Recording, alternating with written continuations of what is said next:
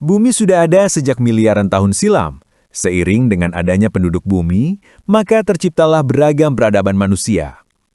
Akan tetapi, seiring berjalannya waktu, membuat peradaban yang pernah berkembang hilang dan hanya menjadi peninggalan sejarah. Peradaban bisa berbentuk kota-kota megah yang dulunya berkembang sangat pesat. Namun, karena bencana alam seperti gempa bumi dan tsunami, membuat kota-kota kuno ini lenyap seketika. Bangunan-bangunan di bawah laut ini dahulunya merupakan sebuah kota, tapi terendam air dan kini bersatu bersama samudera. Berikut adalah beberapa kota yang tenggelam di dunia. Heraklion di Mesir. 1200 tahun yang lalu, kota Mesir kuno Heraklion menghilang di bawah laut Mediterania. Didirikan sekitar abad ke-12 sebelum Masehi, jauh sebelum berdirinya kota Alexandria pada tahun 331 sebelum Masehi, diyakini bahwa Heraklion merupakan pusat pelabuhan yang wajib bagi semua kapal yang datang dari Yunani untuk masuk ke Mesir. Heraklion juga dikenal sebagai Tonis, adalah sebuah kota Mesir kuno yang dekat dengan Alexandria. Kota ini tumbuh selama hari-hari memudarnya dinasti Fir'aun. Periode akhir ketika itu, kota ini menjadi pelabuhan utama Mesir. Dipercaya bahwa Helen of Troy dan Hercules pernah mengunjungi kota ini, dan bahkan kota ini mendapatkan namanya dari nama Hercules. Ada juga sebuah kuil besar yang didedikasikan untuk pahlawan Yunani di pusat kota. Fir'aun Nektanebos I membuat banyak penambahan kuil di abad keempat sebelum Masehi. Sebelum penemuannya pada tahun 2000 oleh arkeolog Frank Godio dan timnya dari IEASM, mampu menemukan peta dan menggali bagian kota Tonis Heraklion yang terletak 6,5 km dari garis pantai saat ini di bawah air. Kota ini terletak di dalam area penelitian yang luasnya 11 kali 15 km di bagian barat dari Abu Qir Bay. Temuan sampai saat ini meliputi sisa-sisa lebih dari 64 kapal yang terkubur dalam tanah liat dan pasir tebal yang menutupi dasar laut. Koin emas dan pemberat yang terbuat dari perunggu dan batu. Patung raksasa setinggi 16 feet bersama dengan ratusan patung kecil dari dewa-dewa kecil. Prasasti batu yang ditulis dalam bahasa Yunani kuno dan Mesir kuno. Puluhan sarkofagus kecil dari batu kapur yang diyakini dulunya adalah tempat menyimpan mumi binatang. Dan lebih dari 700 jangkar kuno untuk kapal. Lantas, apakah yang menyebabkannya tenggelam? Penelitian menunjukkan bahwa situs tersebut dipengaruhi oleh fenomena geologi dan bencana. Gerakan lambat penurunan tanah terjadi di daerah ini. Kenaikan permukaan laut juga memberikan kontribusi signifikan terhadap tenggelamnya daratan. IEASM melakukan observasi geologi yang membuat fenomena tenggelamnya kota ini terungkap dengan menemukan efek seismik. Analisis situs juga menunjukkan pengenceran tanah. Fenomena lokal dapat dipicu oleh aksi tekanan besar pada tanah dengan tanah liat yang tinggi dan kadar air. Tekanan dari berat bangunan-bangunan besar dikombinasikan dengan seringnya banjir besar atau gelombang pasang, secara dramatis dapat memberi tekanan pada tanah dan memaksa keluar air yang terkandung di dalam struktur tanah liat. Tanah liat dengan cepat kehilangan volume, yang menciptakan penurunan mendadak. Gempa bumi juga dapat menyebabkan fenomena tersebut. Faktor-faktor ini, baik yang terjadi bersama-sama atau secara mandiri, mungkin telah menyebabkan kerusakan yang signifikan dan menjelaskan tenggelamnya kota Tonis Heraklion. Port Royal, Jamaica.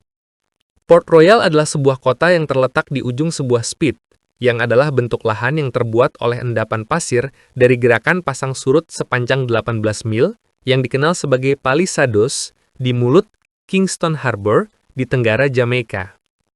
Didirikan pada tahun 1518, dengan cepat tumbuh menjadi pusat perdagangan paling penting di Laut Karibia karena posisinya yang strategis di jalur perdagangan antara Dunia Baru dan Spanyol. Ketika Inggris resmi mengangkat privateers untuk menyerang kapal musuh di Karibia sebagai bagian dari strategi pertahanan, bajak laut dari seluruh dunia berkumpul di Port Royal untuk melegitimasi perdagangan mereka.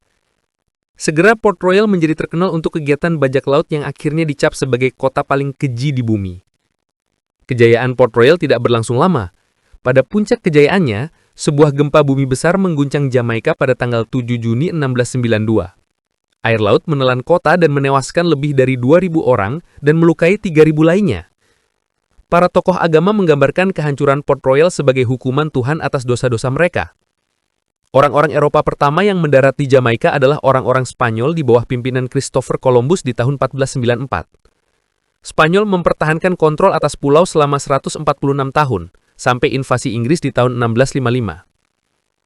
Sebagai solusi untuk masalah pertahanan mereka, maka gubernur Inggris mengundang para bajak laut ke Port Royal, memberi mereka surat resmi, surat Marque, untuk pergi menyerang kapal-kapal dan koloni-koloni Spanyol.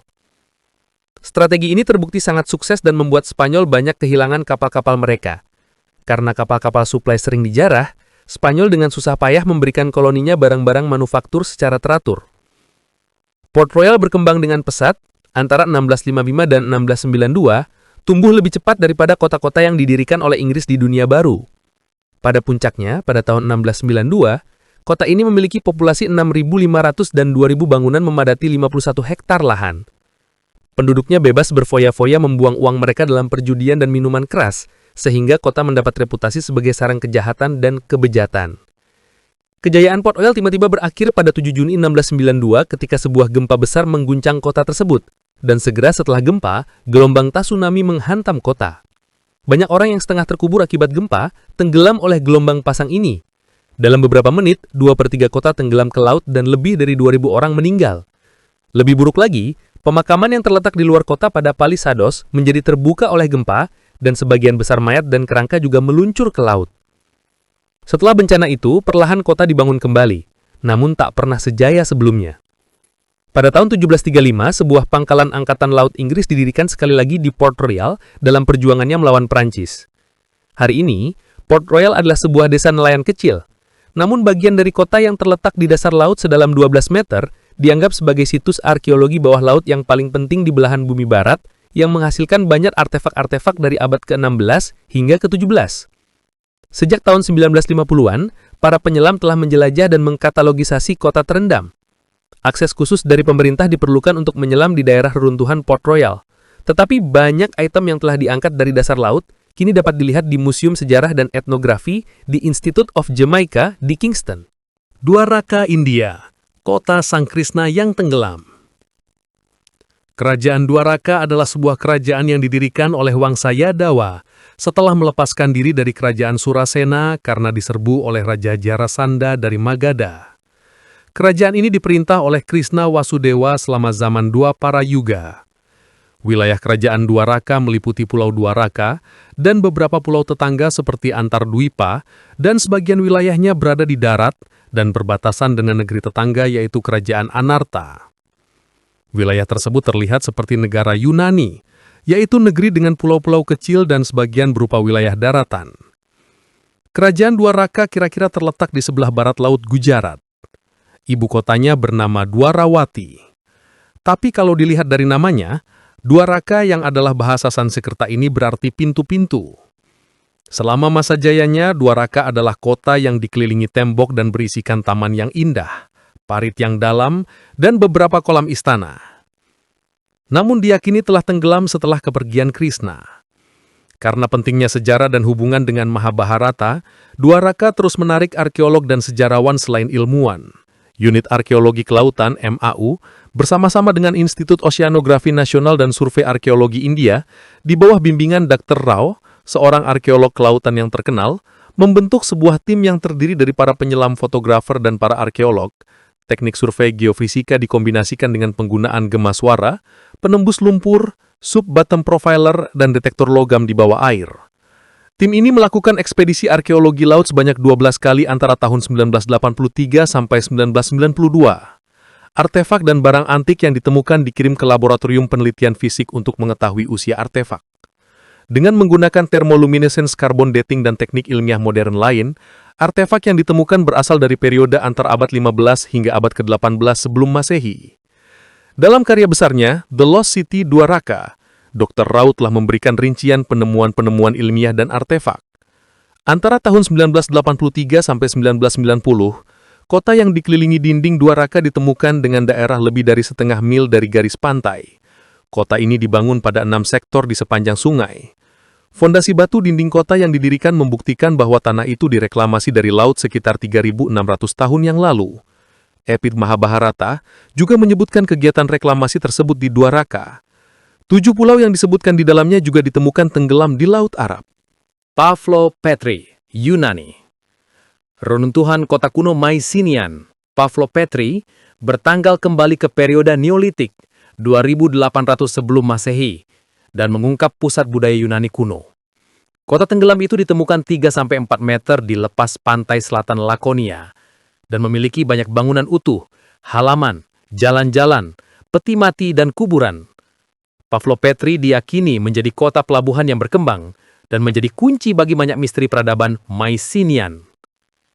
Cleopatra's Kingdom, Alexandria, Egypt. Hilang selama 1.600 tahun, bagian dari kerajaan Cleopatra ditemukan di lepas pantai Alexandria. Sebuah tim arkeologi kelautan yang dipimpin oleh Prancis, Frank Goddio, mulai menggali kota kuno itu pada tahun 1998. Sejarawan percaya bahwa situs itu tenggelam oleh gempa bumi dan gelombang pasang. Namun yang mengherankan, beberapa artefak sebagian besar tetap utuh. Di antara penemuan adalah fondasi istana, kapal karam, kolom granit merah, dan patung-patung Dewi Isis dan Sphinx. Pemerintah Mesir berencana membuat sebuah museum bawah air dan tur ke situs tersebut. Yonaguni, Jepang. Pada tahun 1986, seorang penyelam dekat Pulau Yonaguni, yang terletak di perbatasan Jepang dan Taiwan, menemukan sebuah struktur bangunan batu yang aneh, 25 meter di bawah permukaan laut. Struktur bangunan yang membentuk tangga batu dengan jalur-jalur yang misterius itu dikenal dengan sebutan piramida Yonaguni. Salah satu struktur bangunan itu memiliki lebar 600 kaki, dengan tinggi 90 kaki, dan memiliki 5 tingkatan blok batu yang terpisah, yang kelihatannya adalah sebuah jalan yang mengelilingi struktur itu. Bukan hanya bentuknya yang misterius, di permukaan batu-batu itu juga terlihat adanya ukiran-ukiran yang mengindikasikan bahwa formasi bebatuan ini dibuat oleh tangan-tangan manusia, bukan struktur yang tercipta oleh alam. Masaaki Kimura, seorang ahli geologi kelautan dari Universitas Ryukyus, telah mempelajari bangunan ini selama 15 tahun. Dan ia percaya bahwa situs ini mungkin telah berusia sekitar 5.000 tahun dan tenggelam karena gempa bumi yang terjadi sekitar 2.000 tahun yang lalu. Para peneliti yang lain bahkan memperkirakan usia bangunan ini lebih tua, termasuk Teruaki Ishii, seorang profesor geologi dari Universitas Tokyo, yang memperkirakan bahwa bangunan itu tenggelam pada akhir zaman es, sekitar 10.000 tahun yang lalu, 2 kali lebih tua dibanding piramida Mesir. Jika teori ini benar, berarti buku-buku sejarah kita mengenai usia peradaban Asia harus diubah. Di dekat struktur piramida itu, ada sebuah bongkahan batu besar setinggi beberapa kaki yang terlihat seperti kepala manusia ditemukan, bersama dengan beberapa ukiran hieroglif yang tidak dikenal. Struktur teras pada Yonaguni dan kanal tidak diragukan lagi merupakan hasil kerja manusia, dibangun dengan memotong patahan batu monolit besar. Struktur teras segi 4 dan kanal digunakan sebagai dermaga untuk mengangkut, membongkar muat kapal kecil sebelum matan berpindah menuju kedalaman. Potongan batu monolit berbentuk kepala manusia dan kumpulan haula digunakan sebagai area untuk tawar-menawar dan rapat perkumpulan.